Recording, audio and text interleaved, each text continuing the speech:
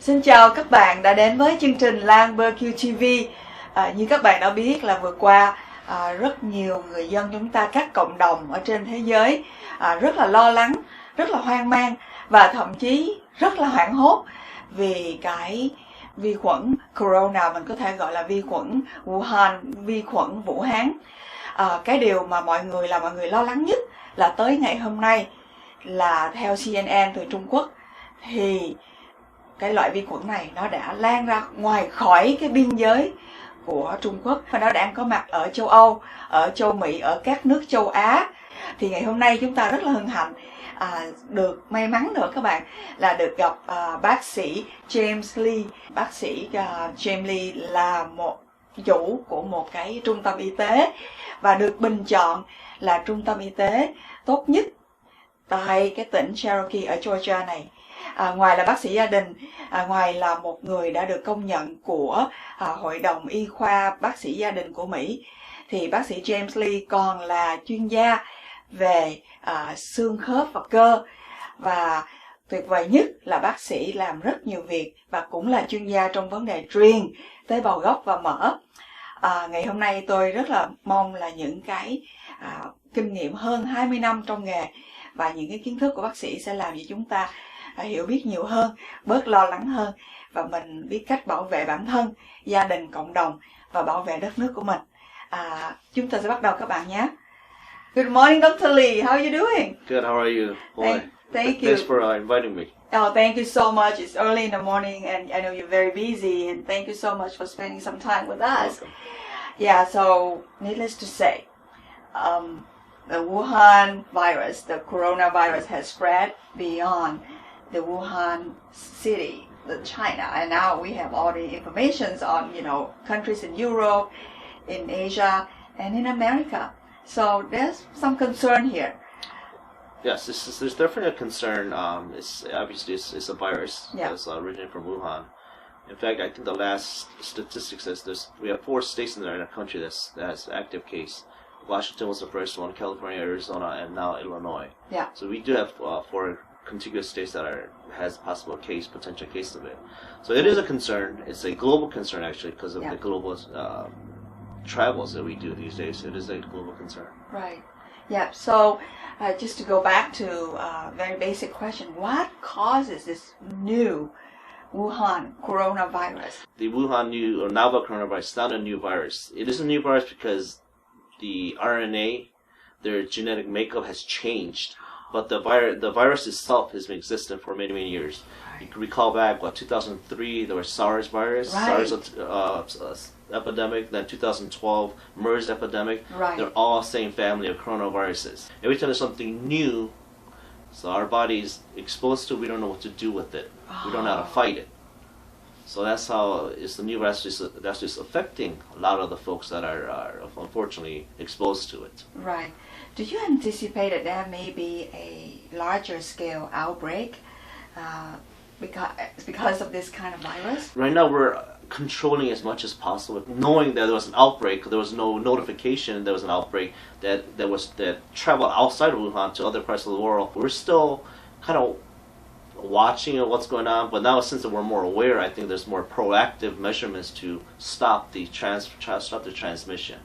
Okay, all right. So, as an individual, okay, we live in a community, and I travel. A lot of us travel, and what should we do? What should we tell our family members so that we can try to minimize this as much as we can?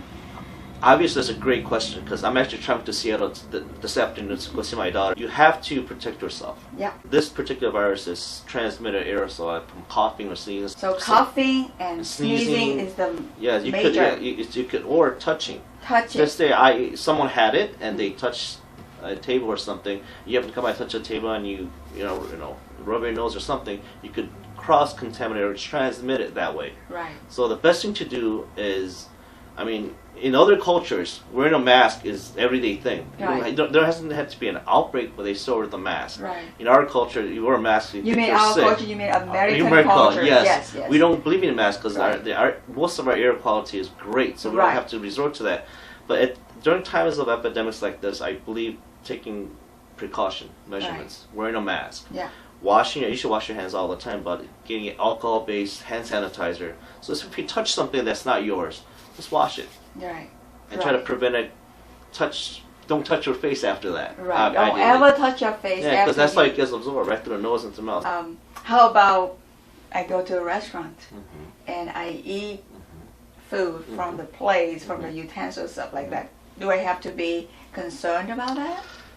You should always be concerned. If you haven't touched it, or you haven't cleaned it, you haven't sanitized, there's always that risk. Right. But that being said, we are exposed to viruses every day of our life. Okay. Every single day, the moment we wake to when we sleep, even while we're sleeping, we're exposed to viruses. Our immune system is so advanced that we are able to protect ourselves. Otherwise, we'd be sick every single day. Right. Me being a physician, I'm exposed to flu and strep and everything else, pneumonia, almost on a daily basis. Knock on wood, that my immune system is, because it has to be exposed to all these different bacteria and viruses on a single day. Yeah, you essentially become stronger. You adapt to it. Right. Yes. Right. Absolutely. How about closed space on the airplane? Should we avoid that? Does it have very high risk? Yes, and yes to your question. In a very close environment, airplanes, for example, I'm going there today, but Wuhan coronavirus or any virus, if they cough or sneeze, it gets through, stuck into the ventilation systems. How potentially, far? Once it goes in, it could potentially be exposed to it. How far can Circulation it is go? closed. Like 3-6 feet, or it could go more than that. Maybe we should minimize our traveling if we don't have Unless to. you have to, I think you should minimize it. Because remember, we have to protect ourselves. We can't trust anybody else to do it for us. We have to protect ourselves because we're responsible for ourselves. Yeah, I have read some researches talking about the possibility that this kind of virus has been living in bats and snakes. So can you please elaborate about that? Yes, I've actually done some reading, and most of these viruses, SARS, MERS, and now the Wuhan virus, the genetic makeup of what the actual virus is, and they'll get a local bat, and then when they match it, it's almost 99 to 100%. Wow. So we believe the bats are the host. They carry it, but they have much more advanced immune system than us, so they don't get sick. They host it. They'll infect a intermediary animal or something. Then perhaps humans are eating or what have you, or come in contact with it, so you could transmit it that way. As you said, as our immune system gets stronger, so there's a chance that this outbreak may die out very soon because we get used to it and we have more preventive measures and action against it. Eventually, most outbreaks will simmer and die out, right? Can we adapt that quickly to this new virus? Can our immune system adapt that quickly? We will adapt. We will adapt to it, but you have to be exposed to it. Oh. That's why the vaccinations work. Vaccinations work because we have to be exposed to it before we can adapt to it. Because otherwise, how are we going to expose something we don't know? So that's why when you get the flu vaccine or any other vaccination, that's how our immune system adapts to it. It gets part of that genome, part of that DNA or the genetic makeup. We get injected with it, our immune system picks that up and builds an antibody against it. That's how our immune system grows and gets better. But if you're not exposed to it, and hopefully you're not exposed to it, neither are all of us exposed to it at this point, because we don't have anything to fight against it. So that's the purpose of our immune system. We don't cure it, but we're able to defend ourselves and fight the viruses and bacteria off. Right. Another question from one of my audiences, because I told my audience that I'm going to interview today. They want to ask you, okay, I would know if that person is, really sick and coughing and sneezing. Yeah, that's pretty obvious. But because this virus can, be in our body for 14 days, right? So before you become very sick and you cough and you sneeze, you're already sick. So how do I know that I can be away from you, or any way that we can just, be safe? You can't, because the latest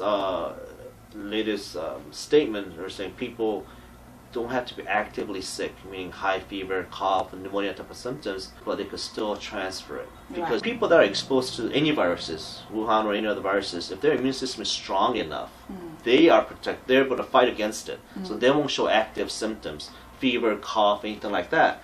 But so they're out there talking to folks. They don't know they're sick, but then they could expose that virus to someone else, because the other person they're exposed to, so it's naive to that virus, so they could get sick. So you could easily transfer it. So your question was, how can you be safe? Do you not go anywhere? Yes, then as long as you don't go anywhere, you don't talk to anybody, then I guess you're safe because it's only you and your family or your friends that you're close to. But you know, our lives are such that we have to drive, we have to go, we have to shop, we have to do this. And so we're always exposed to everything. Remember, we're exposed to viruses every single day. Right. Every single day. So let me also bring up this point that you know, a lot of patients will come and see me because they're sick. Right.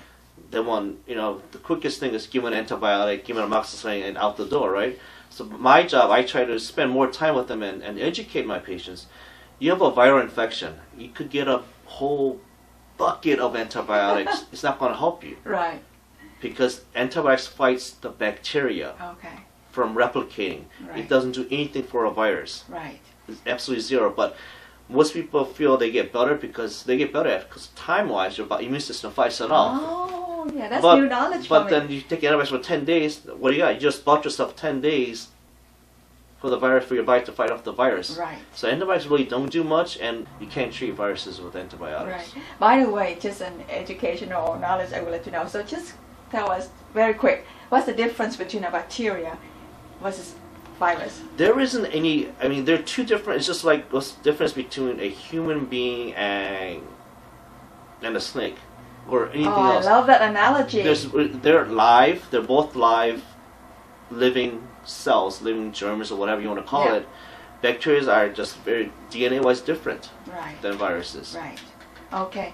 So, in the worst scenario, okay, we should be prepared for that. You know, America, other countries. So what are your advices for this? You know, because you don't know, it may die out, or you know, some bad people they're not responsible, right? They travel, they spread the viruses. So how can we treat if it breaks out and we have thousands of people affected with this? That's a very great question. So actually, if you think of the potential catastrophic causes that it could cause, it's amazing. You're right. Bad people or unknown people that could go out and transmit to other folks, or bad people intentionally could do it as well. Yeah, like what do you call that? Like a virus, bacterial, you could do like terrorism. bioterrorism. Absolutely. Yeah, bioterrorism. Yes, and that's, you know, the thought's always out there when something like this happens. Yeah. Hopefully, you know, none of us are that bad, that evil. Yeah. It doesn't happen, but it can happen. Yeah. The best way to do is protect yourself. Okay. So how do you protect yourself? You know, I am a lifelong student of medicine, lifelong student of art of healing. Every day, the best thing to do is be healthy, meaning don't overindulge on anything.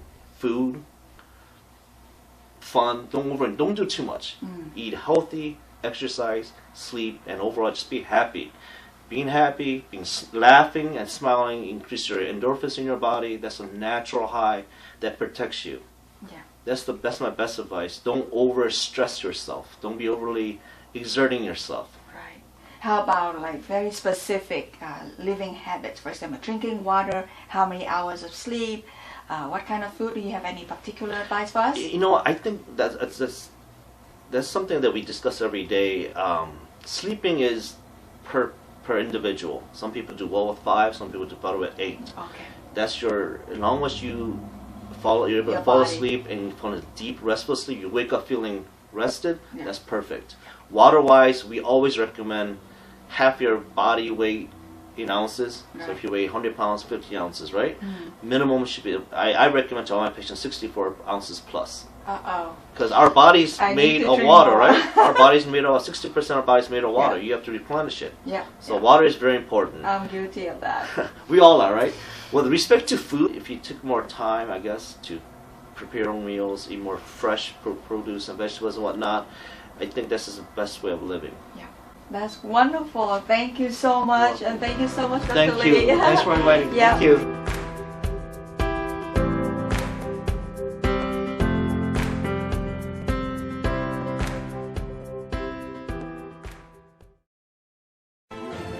Believe, begin, become.